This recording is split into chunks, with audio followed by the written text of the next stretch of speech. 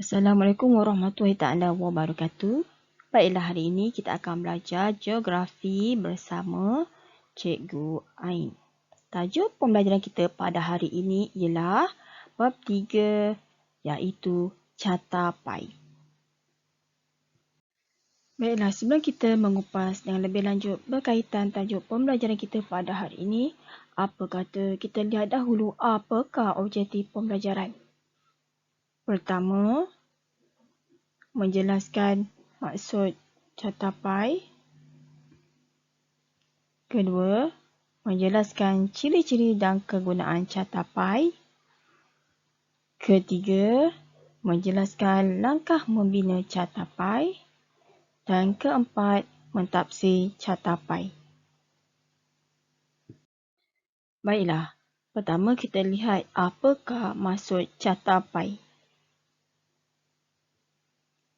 Catapai merupakan gambar raja atau perwakilan grafik untuk memaparkan pembahagian atau pecahan data dan maklumat dalam bentuk bulatan yang dibahagikan kepada beberapa sektor. Seterusnya, mari kita lihat apakah ciri-ciri catapai. Terdapat 7 ciri. Pertama, setiap sektor mewakili maklumat tertentu. Kedua, saiz sudut setiap sektor berdasarkan kuantiti maklumat. Ketiga, nilai setiap sektor dinyatakan dalam peratus. Keempat, nilai keseluruhan bulatan ialah 360 darjah yang mewakili 100%. Keempat, mempunyai tajuk. Kelima, mempunyai petunjuk, dan ciri yang terakhir ialah menyatakan jumlah keseluruhan kuantiti maklumat. Baiklah anak-anak sekalian, tadi kita sudah ketahui maksud catapai dan ciri-ciri catapai. Mari kita lihat pula kegunaan catapai. Kegunaan yang pertama ialah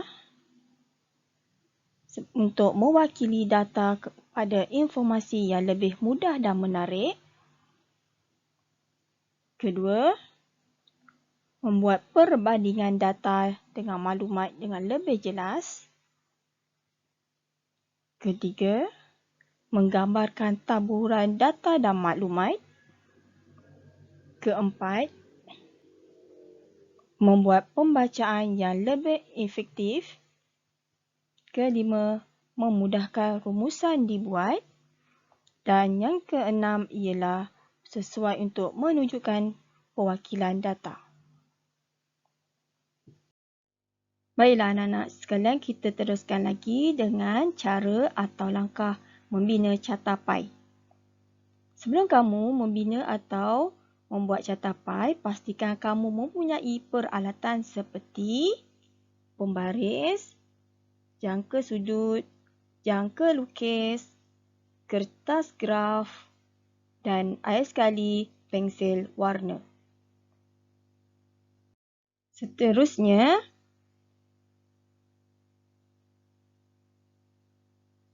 pastikan kamu membaca arahan soalan yang diberi. Contoh soalan yang cikgu beri ini ialah berdasarkan maklumat di atas, lukiskan sebuah catapai yang menunjukkan kedatangan pelancong mengikut negara asal ke negeri Pahang pada tahun 2016. Gunakan jari 5 cm. Baiklah, di sini jadualnya diberi ialah ada negara dan juga jumlah pelancong. Okey, pertama kamu mesti baca arahan soalan tersebut. Seterusnya, kamu dikehendaki untuk mencari peratus. Berdasarkan soalan yang diberi tadi, maklumat yang diberi ialah negara dan juga jumlah pelancong. Okay, negara meliputi Amerika Syarikat, Australia, Jepun dan juga Thailand. Okey, jadi kamu kena carikan peratus. Bagaimana cara kamu untuk mencari peratus? Okey, perhatikan contoh yang cikgu beri ni. Okey, contoh cikgu bagi ni ialah peratus bagi pelancong dari negara Jepun. Okay, kita tengok kat sini yang paling tertinggi adalah Jepun. Jadi kita cari dulu Jepun. Okay. Jepun, jadi dia punya formula ialah jumlah pelancong yang dikehendaki bahagikan dengan jumlah keseluruhan darabkan dengan 100%. Sebab apa 100%? Sebab kita nak cari peratus. Okay. Nilai peratus mestilah dia 100%. Tak boleh 200, 300 tak boleh. Dia mesti 100% tepat. Okay. Jadi, jika kamu ingin mencari negara Jepun, jadi jumlah pelancong Jepun berapa? Okay, kamu tengok dekat jadual ni. Okay, 238,378 bahagikan dengan keseluruhan. Keseluruhannya 347,197 darabkan dengan 100%. Maka jawapannya ialah 69%. Okey, seterusnya kamu nak cari yang kedua tertinggi ialah mana kedua? Thailand. Okey, nak cari peratus Thailand bagaimana? Okey, jumlah pelancong Thailand bagikan dengan jumlah keseluruhan darabkan dengan 100%. Maka dapat 21%. Seterusnya nak cari Australia sebab dia ketiga tertinggi kan. Okay, jadi jumlah pelancong Australia bagikan dengan jumlah keseluruhan darab dengan 100%. Maka dapat 7%. Dan sekali yang terendah ialah Amerika Syarikat.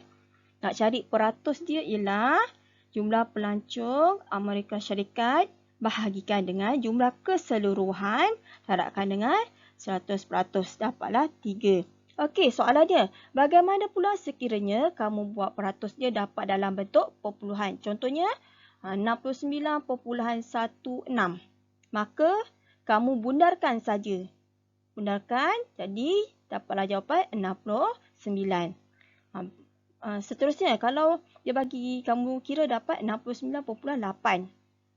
Okey, kalau 69.8, maka kamu bundarkan jadi 69. Baiklah, seterusnya, kamu dikehendaki untuk cari saiz sudut. Okey, menggunakan jadual yang sama. Okay, tadi kamu dah cari peratus, sekarang kamu dikehendaki untuk cari sudut sektor. Kenapa kita perlu cari sudut sektor? Sebab untuk membina carta pi, kita mesti tahu sudut dia. Tahu sudut, baru kita boleh bina carta pi. Okay, jadi tengok contoh dia, bagaimana nak mengira sudut sektor. Kamu perlu ingat, sudut sektor mengandungi 360 darjah. Begitu juga sebelum tadi cikgu terangkan, peratus. Peratus mesti 100%. Okay. Jadi, sudut sektor mesti 360 darjah. Baiklah, kita tengok contoh yang diberi. Okay, cikgu ambil contoh negara Jepun ya. Okay, sebab dia paling tertinggi. Jadi, bagaimana nak mengira sudut sektor? Kamu perlulah jumlah peratus darabkan dengan sudut sektor. Sudut sektor iaitu 360 darjah. Okay, jadi maka dapatlah jawapan 248 darjah. Okey, nak kira seterusnya, nak kira yang kedua tertinggi. Kedua tertinggi iaitu Thailand. Bagaimana caranya? Pun sama juga, 21 bahagi 100 darab 360 darjah, maka dapat 76. Okey, seterusnya, nak kira yang ketiga tertinggi iaitu Australia. Okey, 7/100 darabkan dengan 360 darjah, maka dapat 25. Dan sekali Amerika Syarikat. Okay, 3/100 darabkan dengan 360, maka dapat 11. Yang penting kamu pastikan jumlahnya bila kamu tambahkan adalah 360 darjah. Okay, tak boleh lebih, tak boleh kurang. Mesti tepat 360 darjah. Okay. Seterusnya, okay, kamu dikehendaki untuk tentukan jejari. Okay, jejari ni mengikut keadaan yang sesuai. Okay, kalau cikgu bagi soalan tadi, okay, kalau kamu perasan, okay, dalam soalan sudah dinyatakan jejari yang diminta ialah 5 cm. Okay, kalau dia tak beri, okay, ikut pada kamulah, kamu nak guna berapa cm. Jangan terlalu kecil sangat. Baiklah. Bagaimana cara untuk melukis jejari? Pertama, mesti ada pembaris dan juga jangka lukis. Okay. Ambilkan jangka lukis, kamu letakkan pembaris. Jadi, mulakan dengan kosong Okay, dia kata 5 cm, jadi letakkan pensel di 5 cm. Maka dapatlah jari dia 5 cm. Baiklah, tadi cikgu dah terangkan berkaitan bagaimana kamu ingin mengukur jari. Okey, sekarang kita sambung seterusnya, iaitu kamu dikehendaki untuk lukis bulatan dengan menggunakan jangka lukis. Okey, maksudnya kamu ambil jangka lukis yang berukuran 5 cm tadi yang kamu telah ukur di atas pembaris, maka kamu letak di tengah dan kamu pusingkan. Seterusnya, kamu dikehendaki untuk melukis setiap sudut sektor. Okey, bagaimana caranya? Kamu dikehendaki untuk melihat nilai yang terbesar ataupun terbanyak hingga ke kecil mengikut putaran jam dengan menggunakan jangka sudut. Baiklah, kita ambil contoh pertama iaitu negara Jepun. Okey, langkah pertama, letakkan jangka sudut mengikut arah putaran jam. Okey. Negara Jepun tadi nilainya ialah 248, maka ambil jangka lukis. Okay, bahagian ini baru 180. Maka ada baki lagi 68. Jadi kamu ambil jangka sudut ni, kamu pusingkan. Okey, baki dia 68. Untuk dapatkan hasil nilai sudut dia ialah 248 darjah. Ambil pembaris, kamu gariskan. Jadi nampaklah ini adalah nilai bagi negara Jepun. Seterusnya kita lukis pula negara Thailand. Okay, jika kamu ingat tadi negara Thailand nilai sudutnya ialah 76 darjah. Maka langkah pertama, okay, sambungkan lagi. Tadi dia mula-mula tadi dah negara Jepun. Okey, bermula dengan kosong di sini. Okey, dapatkan nilai 76 yang mewakili negara Thailand. Yang cikgu loraikan ini adalah negara Thailand. Seterusnya ialah kita lukis pula negara Australia. Okey, baiklah Australia. Okey, nilainya adalah 25 darjah. Okey, maka kamu sambung tadi. Okey, bermula di sini. Okey, maka dapatlah nilai dia. Okey, di Australia di sini. Dan akhir sekali, Amerika Syarikat dah tentu baki dia, iaitu sebanyak 11 darjah. Setelah kamu selesai melukis sudut sektor, maka kamu dikehendaki untuk warnakan ataupun lorikkan sektor. Baiklah, ini contoh contoh yang cikgu telah warnakan. Baiklah, kamu dah siap warna atau lorikkan, pastikan kamu tulis nilai peratus di dalam catapai. Baiklah, ini adalah catapai yang telah cikgu isikan nilai peratus berdasarkan kiraan tadi. Pastikan kamu tulis betul mengikut negara dan peratus dia. Baiklah, tadi kita sudah warnakan atau lorikkan dan juga masukkan nilai peratus. Maka langkah terakhir ialah kamu dikehendaki untuk melengkapkan catapai.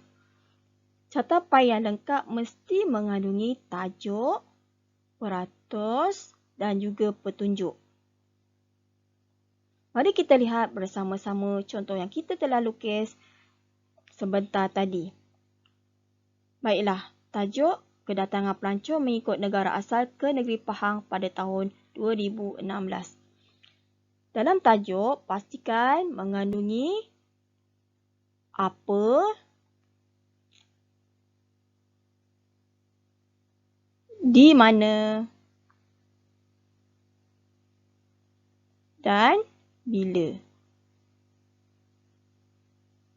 Pastikan 3 perkara ni kamu tulis untuk mendapat markah 1. Seterusnya, peratus.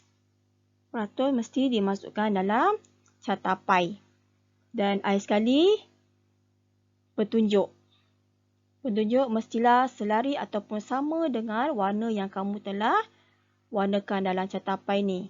Kalau kamu tak warnakan, kamu lorotkan mesti sama dengan dalam catapai tersebut. Baiklah anak-anak sekalian, mari kita lihat pula bagaimanakah cara permakahan bagi catapai. Terdapat 5 perkara yang perlu kamu titik beratkan. Pertama, tajuk. Kedua, petunjuk. Ketiga, jejari. Keempat, peratus. Dan yang kelima ialah perontan. Mari kita lihat bersama-sama. Anak panah yang berwarna merah ini merujuk kepada tajuk. Jadi, catapai yang diberi ini bertajuk Kedatangan Pelancong Mengikut Negara Asal ke Negeri Pahang pada tahun 2016. Seterusnya, kita lihat pula anak panah yang berwarna kuning.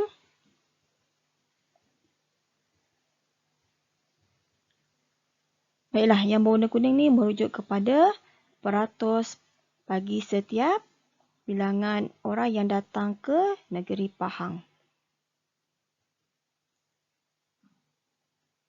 Selain itu, kita lihat pula anak panah berwarna hijau merujuk kepada jejari. Sebelum kamu melukis sesebuah catapai, kamu perlu pastikan sama ada di soalan terdapat jejari ataupun tidak. Kebiasaannya, jejari akan diberi dalam soalan. Maka, sebelum kamu melukis, kamu perlu ukur dahulu jari dengan menggunakan pembaris dan jangka lukis.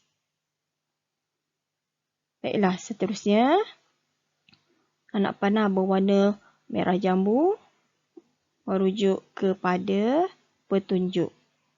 Petunjuk hendaklah ditulis di sebelah catapai.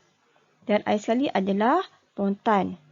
Perontan maksudnya ialah setiap maklumat maklumat yang diberi, contohnya Jepun warna hijau ni mesti betul dia punya maklumat berdasarkan kiraan tadi.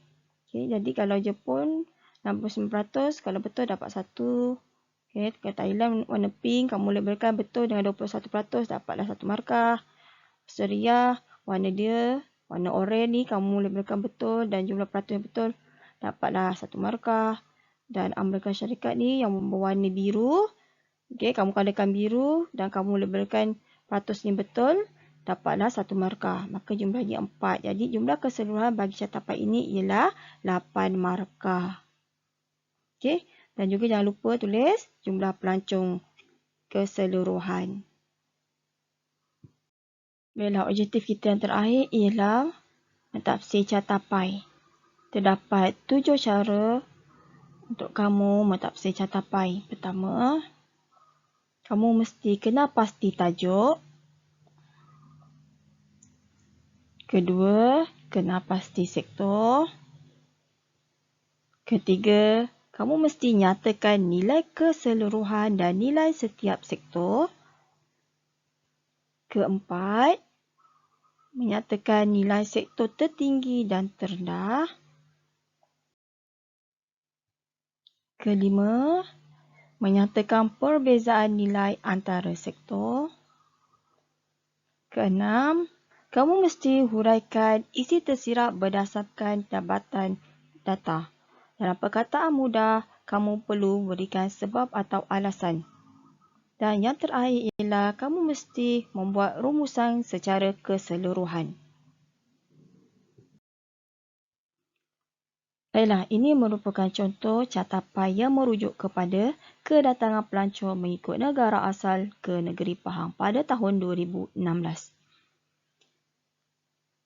Baiklah, catapai ini merangkumi peratus dan jumlah pelancong adalah sebanyak 340,197 orang. Baiklah, mari kita lihat bagaimana cara mentafsir catapai. Baiklah, mari kita lihat contoh catapai. Contohnya tapai.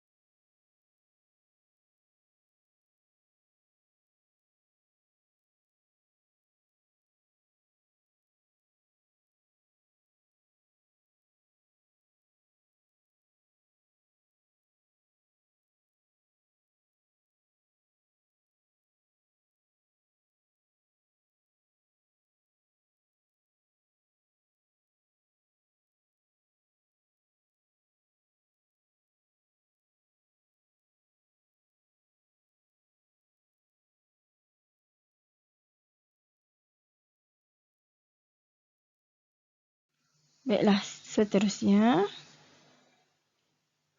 Kehadiran pelancong dari negara Jepun yang ramai ke negeri Pahang adalah kerana ingin menikmati iklim tropika yang sangat berbeza dengan iklim negara mereka. Di samping itu, faktor sosial budaya juga menarik minat mereka ke negeri Pahang. Selain aktiviti riadah, mereka juga berpeluang menjalankan kajian tentang flora dan fauna. Baiklah, tulisan yang berwarna biru ini merujuk kepada sebab ataupun alasan. Okey, kamu perlu tengok ataupun perlu cari alasan kenapa ramai pelancong dari negara Jepun yang datang ke negeri Pahang. Okey, kamu boleh senaraikan sebab-sebabnya. Seterusnya, sebagai rumusan, bilangan pelancong dari negara Jepun yang datang ke negeri Pahang pada tahun 2016 adalah yang tertinggi. Baiklah, yang terakhir ini ialah merujuk kepada rumusan atau kesimpulan keseluruhan kamu punya rumusan catapai. Baiklah anak-anak sekalian, terima kasih kerana memberi tumpuan dan kerjasama kepada cikgu. Jumpa lagi pada minggu hadapan bersama Cikgu Ain. Assalamualaikum warahmatullahi taala wabarakatuh.